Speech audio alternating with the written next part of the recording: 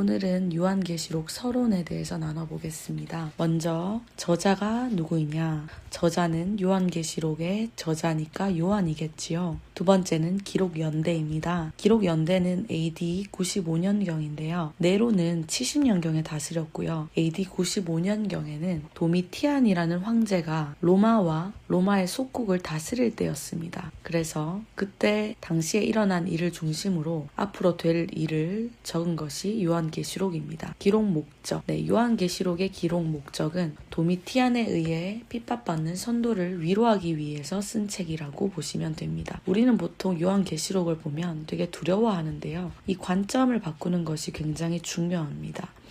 요한계시록은 사람을 두렵게 하기 위해서 쓴 책이 아니라는 관점이 굉장히 중요한데요. 도미티안은 살아있을 때 신이라는 칭호를 받은 인물입니다. 보통 신의 칭호는 언제 받죠? 보통 사람들은 신의 칭호를 못 받는 경우가 많습니다. 죽고 나서 로마에 있는 원로원들이 모입니다. 그래서 이 사람들이 이 죽은 사람 신으로 추대하자라고 말이 나오면 신이 된 사람들이 몇 사람 있습니다. 이 도미티안은 아직 죽지 않고 살아서 원로원에서 신으로 초대가 되었습니다. 신이 되었으니 신상을 세워야 된다고 하였습니다. 그 신상을 로마에도 세우고 로마에서 속국으로 다스리고 있는 모든 나라에 자기의 신상을 세우자고 한 것입니다. 여기서 끝이 아니라 엎드려져서 자신의 신상에 절하라고 한 것입니다. 그런데 이렇게 절하라고 하는 것이 기독교인들에게는 문제지만 세상 사람들에게는 문제가 전혀 되지 않습니다. 그때 당시 이스라엘을 제외하고는 대부분이 다신교 사상이었습니다. 다른 신들이 많이 섬기고 있기 때문에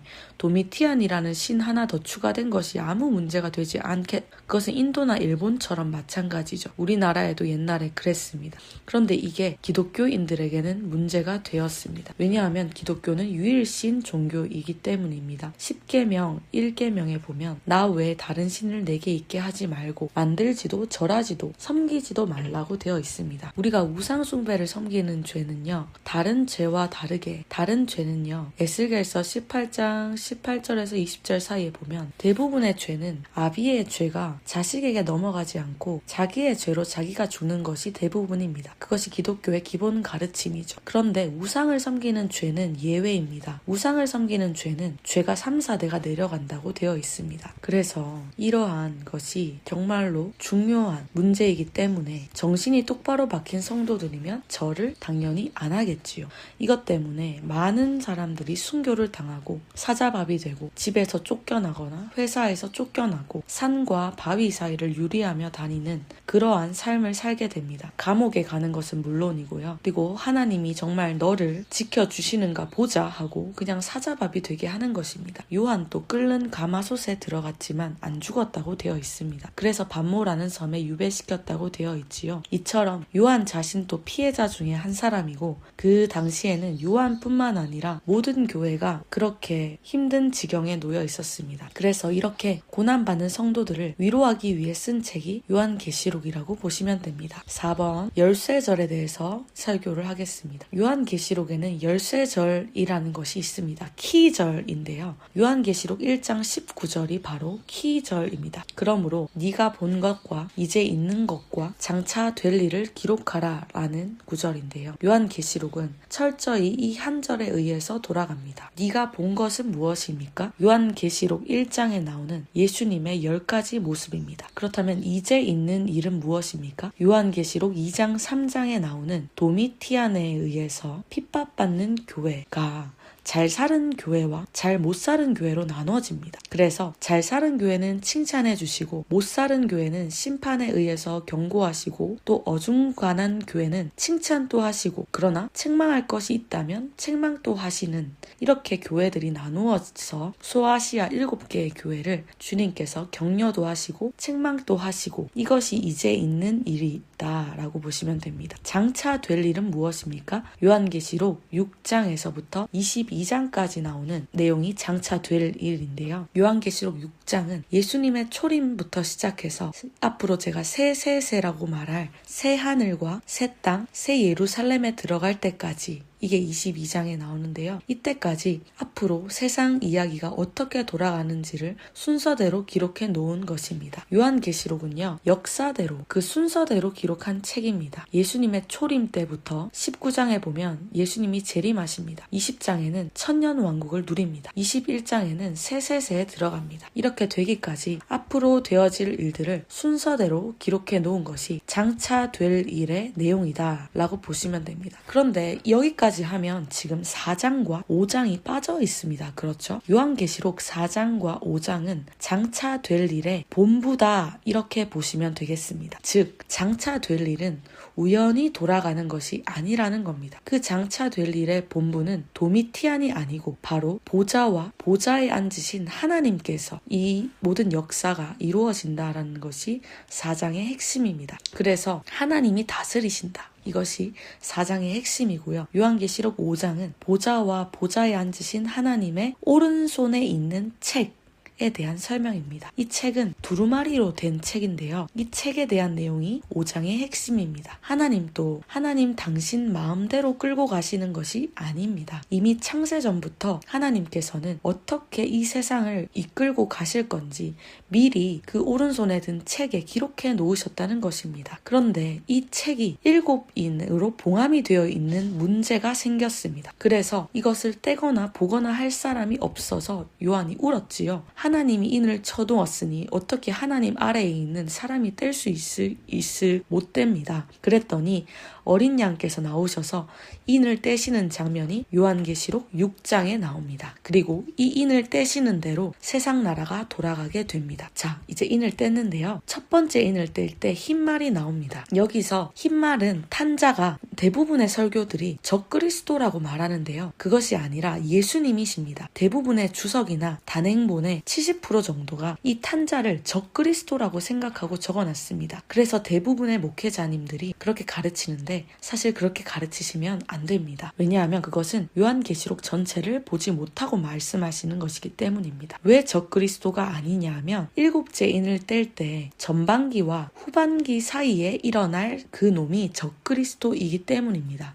즉 7째 인을 뗄 때 나와야 되는 적그리스도가 첫 번째 인을 떼는 흰말 때 나올 수 없는 것입니다. 데살로니가 후서 2장 3절에서 4절을 보시면 적그리스도는 자기 때에 일어나도록 막고 있는 분이 있다고 말합니다. 그 분은 바로 하나님이시죠. 그렇기 때문에 적그리스도가 흰말 때 첫 번째 인을 때는 앞쪽에 일어날 수 없는 것입니다. 적그리스도는 바로 7째 인 때에 그 사이에 일어날 인물입니다. 그래서 이 첫 번째 인을 때는 흰말 때는 그 탄자가 적그리스도가 아닌 예수님이시고 또 복음을 가지고 이기고 또 이기려고 하더라. 즉 예수님은 십자가에서 사탄을 이겼고 또 이기려고 하더라는 말은 종말까지 복음이 증거될 때에 사탄의 권세가 깨지고 하나님의 나라는 점점 커지는 것을 설명하고 있습니다. 두 번째 인입니다. 두 번째 인은 붉은 말의 시대인데요. 핍박 시대입니다. 전쟁 시대라고 말씀하시는 분들이 계시는데 전쟁 시대는 네 번째 인 때입니다. 즉 복음을 받지 않은 자가 전하는 자와 복음을 전하는 자와 복음을 받은 자를 핍박하는 시대가 이 붉은 말의 시대입니다. 그 다음 세 번째 인은 검은색 말인데요. 기근 시대입니다. 네 번째 인은 청황색 말. 은 기근 시대, 전쟁 시대입니다. 이 복음 받지 않은 자, 즉 핍박을 하는 자가 교만하기 때문에 복음을 거절하겠죠. 그래서 이 교만을 낮추기 위해 하나님께서 기근과 전쟁을 일으키시는 것입니다. 이 흰말 시대에 앞전에 말씀드렸던 흰말 시대도 종말까지 가고요. 또 붉은 말 시대도 종말까지 갑니다. 그러니까 앞에서부터 계속해서 복음이 계속해서 전해지는 것을 말합니다. 그런데 기근과 전쟁이 일어날 때 해설자들이 나오는데요. 해설자들은 도대체 왜 이러한 기근과 전쟁 같은 것들이 일어나는지를 설명하면서 믿지 않는 자들에게 복음을 전하는 것입니다. 그래서 너희들의 마음을 낮추고 있는 중이다. 낮아진 마음에 복음이 들어가게 됩니다. 그러면서 웬만한 나라에 복음이 들어가게 되지요. 다섯 번째 시대는 순교자 시대입니다. 그리고 그 다음이 천재지변인데요. 왜 순교자 시대가 일어나느냐 궁금하시죠? 웬만한 나라에는 복음이 아까 다 들어갔습니다. 그렇지만 공산권, 불교권, 이슬람권과 같은 이런 강력하게 복음에 대적하는 나라, 특별히 사탄이 공격을 하기 위해 자신이 들어쓰는 무기가 있습니다. 이런 나라들은 강력함이 있어서 복음을 쉽게 받아들이지를 않습니다. 물론 이때에도 불나방같이 이런 것들을 전도하려고 들어가는 사람들이 있습니다. 이것이 바로 순교자 시대입니다.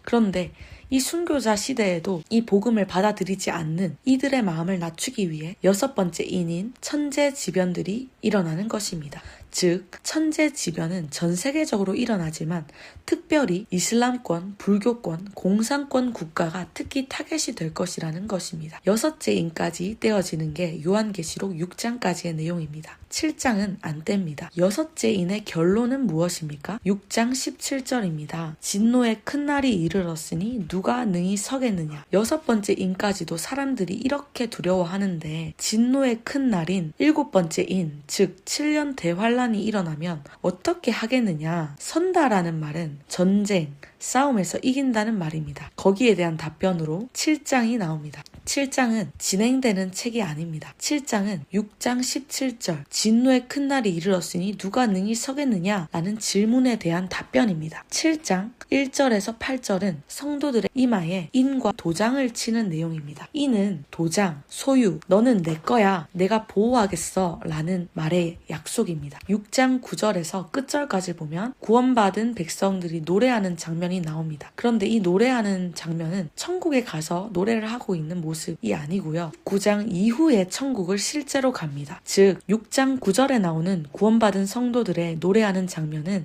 이 약속이 어떻게 이루어지는지를 미리 우리에게 알려주기 위해서 쓰여진 메시지입니다. 나중에 더 자세하게 본문에 들어가서 설명드리겠습니다. 그 다음 요한계시록 8장과 9장이 나오는데요. 요한계시록 8장과 9장은 전반기 대환란입니다. 지금까지는 한 개의 인이 한 개의 사건이었잖아요. 그런데 7번째 인부터는 7나팔, 7대접이 쏟아집니다. 즉 여기부터는 좀 자세하게 설명을 합니다. 이렇게 느리게 설명하는 이유는 우리가 구원과 복음과 관련된 내용이 중요하기 때문에 8장에서 16장까지는 엄청난 양을 할애하면서 느리게 설명합니다. 왜냐하면 이때를 이기냐 못 이기느냐가 굉장히 중요하다고 생각하기 때문입니다. 그래서 하나님께서 자세하게 이 부분을 풀어서 쓰신 것 같습니다. 그렇다면 전반기 대환란의 순서가 무엇인지 빠르게 살펴보겠습니다. 첫 번째, 피 섞인 우박과 불, 우박재앙입니다. 우박재앙인데 피와 불이 섞여 있는 것입니다. 출애굽기 7번째 재앙이 우박인데요. 여기서 온 것이고요. 피와 불이 섞인 이유는 무엇일까요? 이렇게 하지 않으면 재앙인 줄 모르기 때문입니다.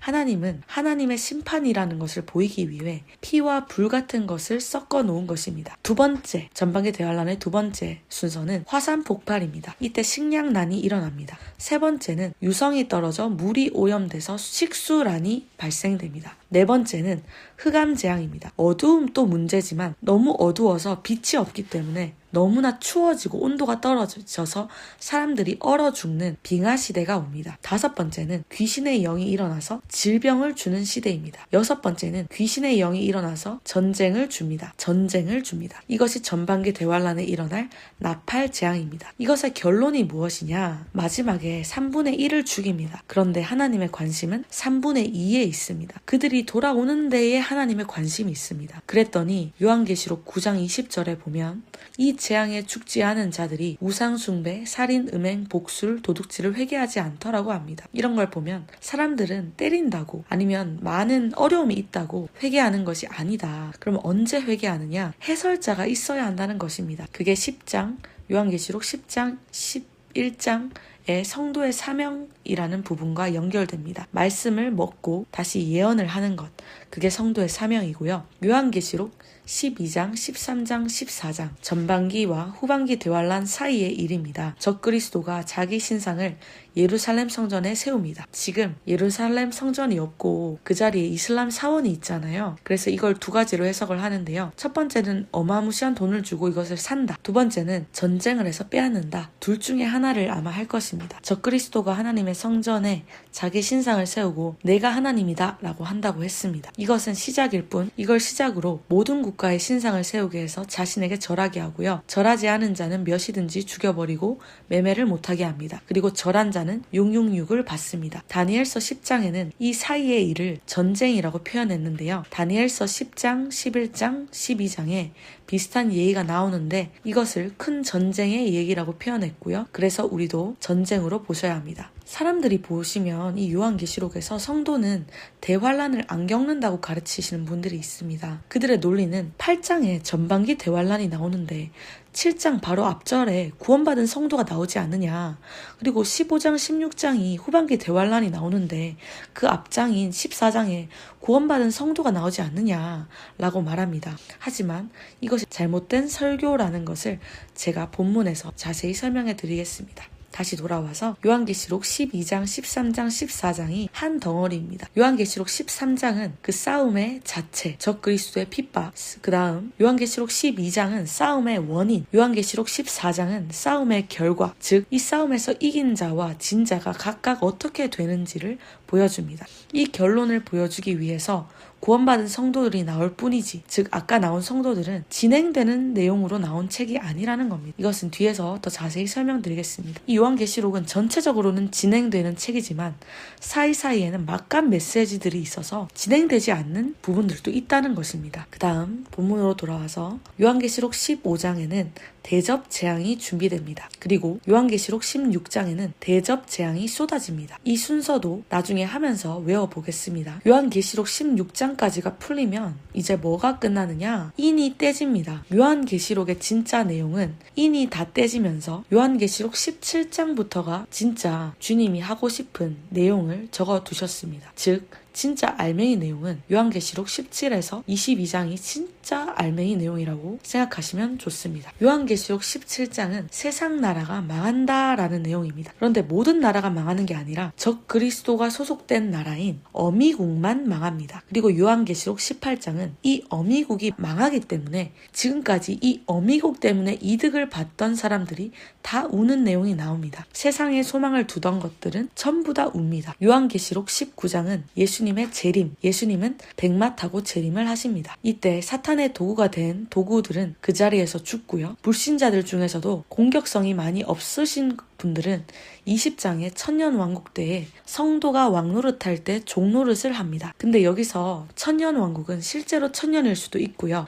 이스라엘 사람들은 많은 연도를 말할 때 천천히요 만만이다 라고 합니다. 그래서 많은 기간일 수도 있습니다. 그렇게 1000년 동안 왕노릇을 할 것입니다. 요한계시록 21장, 22장에는 새하늘과 새 땅, 새 예루살렘에 들어갑니다. 이 요한계시록 21장 21절인가 26절에 보면 땅의 왕들이 자기 왕권을 가지고 새하늘과 새 땅, 새 예루살렘으로 들어간다는 말이 있습니다. 여기서 땅의 왕들이란 세상 왕이 아니라 천년 왕국에서 왕권을 받은 자들을 말합니다. 천년 왕국에서 받은 직급이나 상급이 천국에서도 안 바뀝니다. 그 영광 그대로 들고 갑니다. 이 상급은 요한계시록 19장 에서 예수님이 재림하실 때 정해진다고 보시면 됩니다. 예수님이 재림하실 때 성도는 그리스도의 심판대 앞에 서는데 그리스도의 심판은 상급 심판입니다. 지옥 심판은 요한계시록 20장 백보자 심판이라고 따로 있습니다. 자, 그래서 인을 뗐을 때에 알맹이 내용이 무엇입니까? 요한계시록 17장 그래 세상 나라는 망한다. 요한계시록 18장 세상 나라가 망할 때 세상에 소망을 두던 사람들은 운다. 요한계시록 19장 우리가 기다리던 예수님이 백마를 타고 재림하신다. 그리고 그분이 재림하시면